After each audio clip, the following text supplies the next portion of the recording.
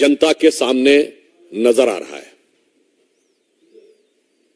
पहले उनकी सरकार के एक मंत्री श्री सत्येंद्र जैन भ्रष्टाचार के आरोप में जेल गए, जिन्हें न्यायालय से जमानत नहीं मिली। फिर एक स्टेप और ऊपर गया, उप मुख्यमंत्री मनीष सिसोदिया जी जेल गए और अब आम आदमी पार्टी के संसदीय दल के नेता श्री संजय सिंह, कोई सामान्य व्यक्ति नहीं है, संसदीय दल के नेता हैं, leader of the parliamentary party, वो भ्रष्टाचार के आरोप में रिमांड पर हैं। अतः अब यह साफ हो गया है कि आम आदमी पार्टी में भ्रष्टाचार एक आम बात होती चली जा रही है और उसे नित नए खुलासे होना भी बहुत आम बात हो रही है। अब कोई खास बात नहीं रह गई है। और जिस प्रकार से मंत्री, उप मुख्यमंत्री और नेता संसदीय दल उत्तरोत्तर भ्रष्टाचार में आरोपित होते चले जा रहे हैं, उससे मैं कहना चाहूंगा कि एक कट्टरता का किरदार पूरी तरीके से तार तार हो रहा है। यहां पर हम यह भी कहना चाहेंगे कि जिस प्रकार के अनर्गल निराधार आरोप आम आदमी पार्टी लगाने का प्रयास करती है, तो हम यह भी स्पष्ट करना चाहते हैं कि न्यायालय ने जो निर्णय दिया है उसमें स्पष्ट रूप से, अब देखिए बहुत साफ है, पैसे का लेन देन, चुनाव में उसका प्रयोग, और उससे गंभीर बात है, साक्ष्य ये आए हैं कि पॉलिसी में चेंज इस आधार पर किया गया है और यह चेंज नीतिगत है। नीतिगत है तो इसका मतलब पूरी पार्टी इसमें इन्वॉल्व है, विषय सिर्फ संजय सिंह जी का नहीं है। इसका मतलब हो गया कि नीतिगत निर्णय में पूरी पार्टी इन्वॉल्व है। और मुझे लगता है यह शराब का घोटाला तो इनके लिए वैसा बनता चला जा रहा है कि एक तरफ इन्होंने पॉलिसी विड्रॉ की, मैं इस बात को पुनः रीएम्फसाइज करना चाहता हूं, सीबीआई इंक्वायरी शुरू होते ही पॉलिसी विड्रॉ कर ली। क्यों विड्रॉ किया अगर सब कुछ सही था? और विड्रॉ करने के बाद आप उसको डिफेंड भी कर रहे हैं और डिफेंड करते हुए आप उस दलदल में धंसते हुए चले जा रहे हैं। क्योंकि जैसे कर्म किए हैं आम आदमी पार्टी ने, अब वो पूरी चुनौती के साथ उनके सामने आ रहे हैं। यहां पे मैं स्पष्ट करना चाहूंगा कि कल राउज एवेन्यू कोर्ट ने अपने निर्णय में पेज नंबर 10 के ऊपर जो लिखा है 15वें पॉइंट पे, जो ये कहने का प्रयास कर रहे हैं कि केस का आधार नहीं बनता है, उसमें बहुत स्पष्ट कहा है, hence in prima fascia view this court the fact stated that the material placed before the court nowhere shows that the suggest that his arrest in the present case is unwarranted and unreasonable। Hindi में कह दें, अदालत ने प्रथम दृष्टया यह विचार किया है और यह माना है कि यह कहीं से भी यह नहीं दर्शाता है कि वर्तमान मामले में गिरफ्तारी अनवारंटेड और अनरीजनेबल है। यानी यह कहना कि अनापेक्षित है या अनावश्यक है, यह उचित नहीं है। यह बहुत स्पष्ट रूप से कहा है। आगे भी अगर आप देखें तो पेज नंबर 11 पे बहुत साफ साफ अदालत ने कहा है कि in the prima fascia appears that the material placed before the court that this amount was delivered at the residence. यानी उन्होंने स्पष्ट कहा है कि जो आरोप लगे हैं उसके इलेक्ट्रॉनिक साक्ष्य सामने आए हैं कि आरोपी और नेता की भेंट हुई है। भेंट होने के बाद जो आरोप है पैसे की डिलीवरी का, वह भी इलेक्ट्रॉनिक साक्ष्यों के साथ मेल खाता हुआ नजर आ रहा है। अब मैं आपसे एक और पॉइंट कहना चाहूंगा कि जजमेंट के पॉइंट नंबर 13 को अगर आप पढ़ें पेज नंबर 12 पे, तो उसमें अंतिम 2 लाइनों में कोर्ट ये कहता है, though the veracity of these statement will be tested during the course of trial only but for the purpose of investigation and such statement has to be believed and taken into consideration. उन्होंने कहा कि वास्तविकता में दोष का निर्धारण जांच के बाद होगा, पर प्रथम दृष्टया जो साक्ष्य हैं वो विश्वास करने योग्य और कार्रवाई शुरू करने योग्य नजर आ रहे हैं। तो अब इसमें कोई किंतु परंतु का स्कोप नहीं है। आगे भी बिंदु क्रमांक 14 में कोर्ट कहता है the material placed before the court and its direct nexus with the activities pertaining to the proceedings of the crime and the present case by way of receiving the above amount of rupees 2 crores have been shown, his sustained and custodial integration appears necessary। अर्थात न्यायालय ये कह रहा है कि जिस प्रकार के साक्ष्य आए हैं उसमें पैसे के लेन देन को लेकर जो तथ्य सामने दिखाई पड़ रहे हैं उनके अनुसार यह हिरासत में रखकर पूछताछ नेसेसरी अर्थात आवश्यक प्रतीत होता है। मुझे लगता है कि अब इसके बाद जो आम आदमी पार्टी जो भारत की राजनीति में मूल्यों की राजनीति स्थापित करने का दावा करके आई थी वो सबसे मूल्यहीन पार्टी दिखाई पड़ रही है। और मैं कह सकता हूं कि दिल्ली की जनता आज अपने को ठगा हुआ महसूस कर रही है। और इसके साथ मैं ये भी कहना चाहूंगा अब एक के बाद एक नेता जिस प्रकार से उभरते चले आ रहे हैं इसमें तो ऐसा लगता है कि दारू के दरिया में पता नहीं कितने डूबे और उतराए हुए हैं। मुझे तो वो पुराने गीत की पंक्ति याद आ जाती है, एक निकल रहा है मंत्री, फिर दूसरा डिप्टी सीएम, फिर तीसरा संसदीय दल का नेता और अभी आगे अल्लाह जाने क्या होगा आगे। तो मुझे वह पंक्ति याद आती है, जिसको देखो वही आज मदहोश है, आज तो ये दीवाना गजब ढा गया। मतलब अब एक के बाद एक जिस प्रकार के कैरेक्टर्स उभर के सामने आते जा रहे हैं, मुझे लगता है इसके बाद श्री केजरीवाल जी की बातों की निर्लज्जता और धृष्टता पूरी तरीके से जनता के सामने आ गई है। इसलिए हमारा यह मानना है कि अब यह देश की जनता के लिए भी एक विचार का विषय है, फूड फॉर थॉट है।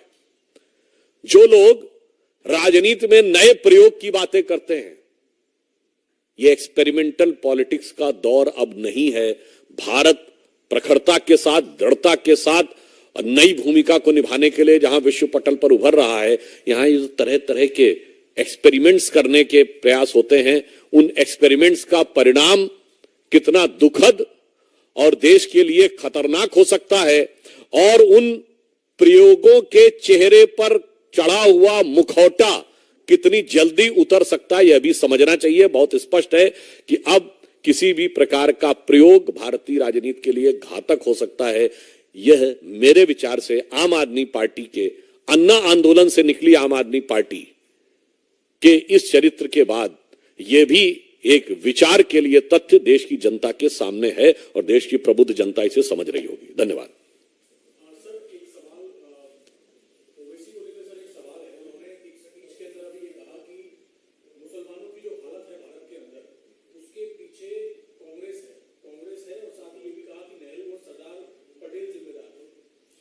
देखिए, वो वैसे तो किस किस स्पीच में क्या क्या कहते रहते हैं उसके ऊपर टिप्पणी करना वो है, तो मुझे लगता है इस प्रश्न का उत्तर तो आप उनसे ज्यादा पूछें तो ज्यादा बेहतर होगा, कांग्रेस वालों से। हाँ, इतना जरूर मैं कहना चाहूंगा कि आज जो भी हालात है, यद्यपि यह बात मैं एक बार मैंने संसद में भी कही है, मैं पुनः कह देना चाहता हूं कि आज स्वतंत्रता के 75 वर्ष हो गए।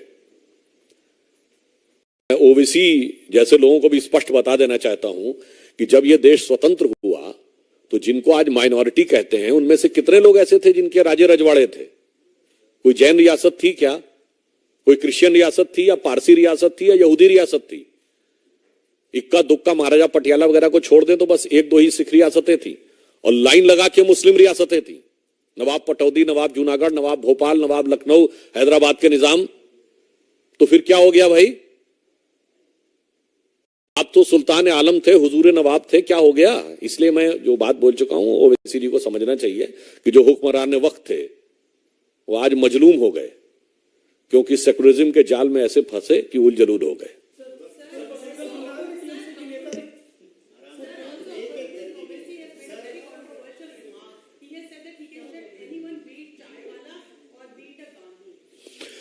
नहीं क्या, can you repeat?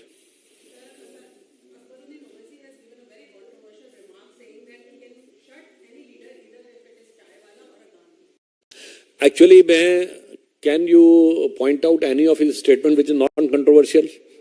There are certain leaders who live up their politics only on the basis of the controversy.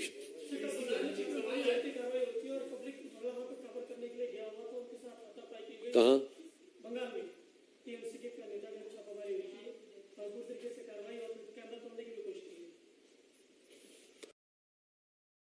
देखिए, पश्चिम बंगाल में जिस प्रकार का वातावरण है और पुलिस का जिस प्रकार का दुरुपयोग है, ये मैं नहीं कह रहा हूं, कांग्रेस पार्टी के संसदीय दल के नेता अधीर रंजन चौधरी ये कह चुके हैं कि there is no democracy in Bengal. और कांग्रेस, तृणमूल कांग्रेस की गवर्नमेंट को उन्होंने मर्डरर टाइप कहा है, कोर्ट में भी गए हैं।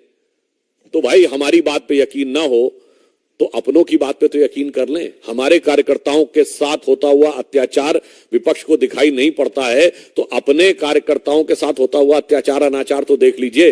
मगर क्या करें कि मोदी विरोध का इतना इश्तेहार आंख पे चिपक गया है कि अपनी कार्यकर्ताओं का भी उनको अत्याचार दिखाई नहीं पड़ता।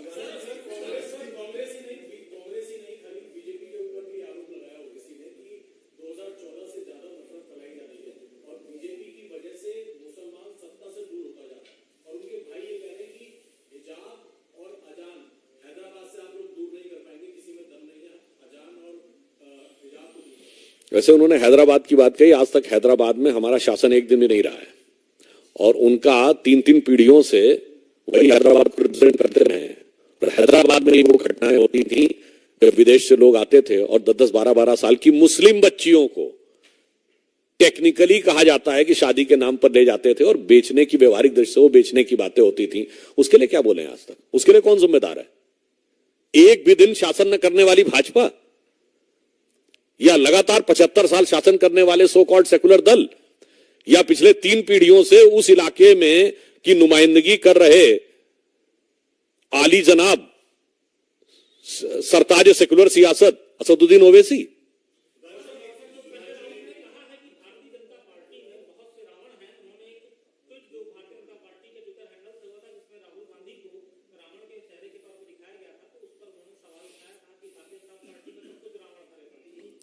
देखिए, कहना नहीं चाहिए कौन कैसे बदलता है।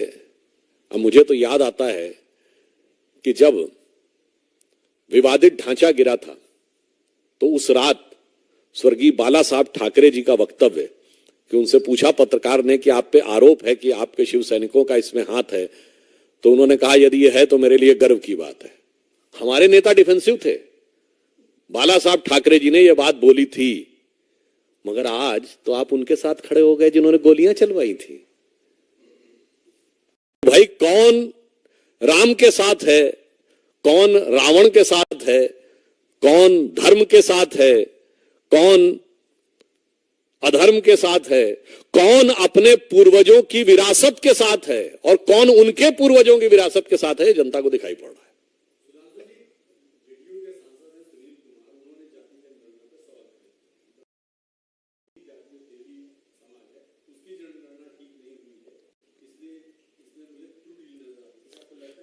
मुझे लगता है बिहार सरकार का अंदरूनी मामला है, तो इस बात का जवाब वहां के मुख्यमंत्री को देना चाहिए। यदि उन्हीं की पार्टी के, उन्हीं के प्रतिनिधि लोग उस पर प्रश्न चिन्ह उठा रहे हैं, तो मुझे लगता है इससे उनकी विश्वसनीयता पूरी तरीके से प्रभावित हो जाती है। Then now there is a serious question on its credibility when their own party's member of parliament are raising question on this issue.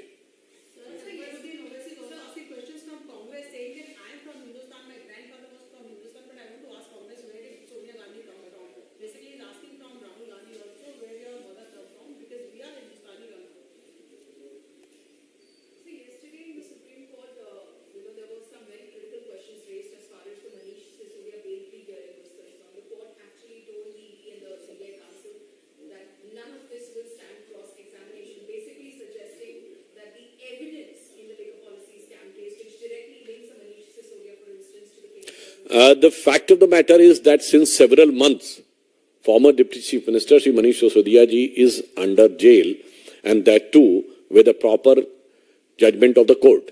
As far as there is some comments are concerned, तो मैं तो कहना चाहूंगा इनके लिए तो केजरीवाल जी कहते हैं ना भारत रत्न देना चाहिए। अब एक से एक कैसे कैसे रत्न निकल रहे हैं आपकी पार्टी में वो दिखाई पड़ रहा है। अब ये रत्न वाले ये देखने की कोशिश कर रहे हैं कि थोड़ी सी धूल क्या हमारे ऊपर हट रही है या नहीं। ये उनकी बेबसी और जो उनकी वास्तविकता में भ्रष्टाचार में डूबे होने के बावजूद अब उन्हें साफ नजर आ रहा है कि हम बाकी चीजों से बच नहीं सकते। तो मुझे लगता है वो कोशिश कर रहे हैं जैसे डूबते को तिनके का सहारा। मगर मेरा मानना है let the final judgment come with the proper evidence and proper investigation, then we should comment on anything.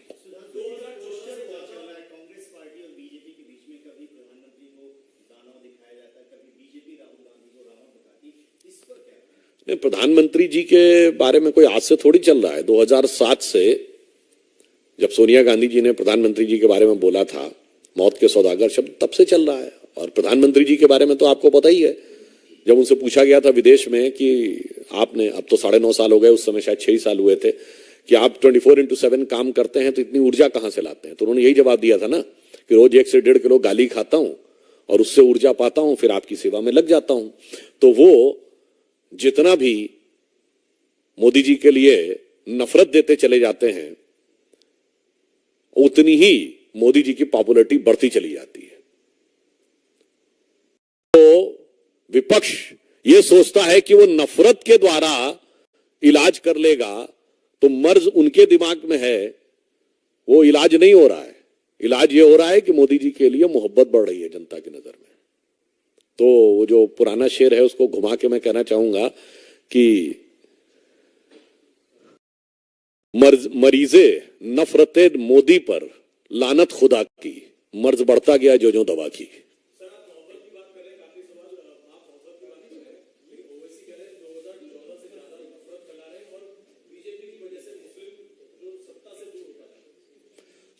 देखिए, हम सिर्फ ये कहना चाहेंगे वास्तविकता में 70% मुस्लिम समुदाय के लोग हैं जिनको किसी न किसी योजना का कोई ना कोई प्रभाव लाभ जरूर मिला है, जो प्रधानमंत्री के द्वारा भिन्न भिन्न गरीबों की योजनाएं ली गई हैं। मगर मुस्लिम सत्ता से दूर नहीं हो रहा है। सत्ता की सरमाएदारी और जागीरदारी चंद कट्टरपंथी लोगों ने मुस्लिम समाज की जो अपने हाथ में कर ली थी, अब मुस्लिम समाज में भी जागरूकता आ रही है तो उनकी जागीरदारी हिल रही है, क्योंकि उन्हें समझ में आ रहा है कि अभी तक वो जिस ढंग से लोगों को अपने पीछे चला रहे थे, अब समाज के अंदर भी जागरूकता आ रही है। तो डरने की जरूरत किसी समुदाय को नहीं है, डरने की जरूरत उन जागीरदारों और सरमाएदारों को है जिन्होंने मुस्लिमों को मजलूम रखते हुए अपनी दुकानदारी और सरमाएदारी बहुत बड़ी बना के रखी। वैसे दुकानदार एक और भी है ना जो दुकान लगा के चलते हैं, तो वो भी उस दुकानदारी में शामिल है, मोहब्बत की दुकान वाले।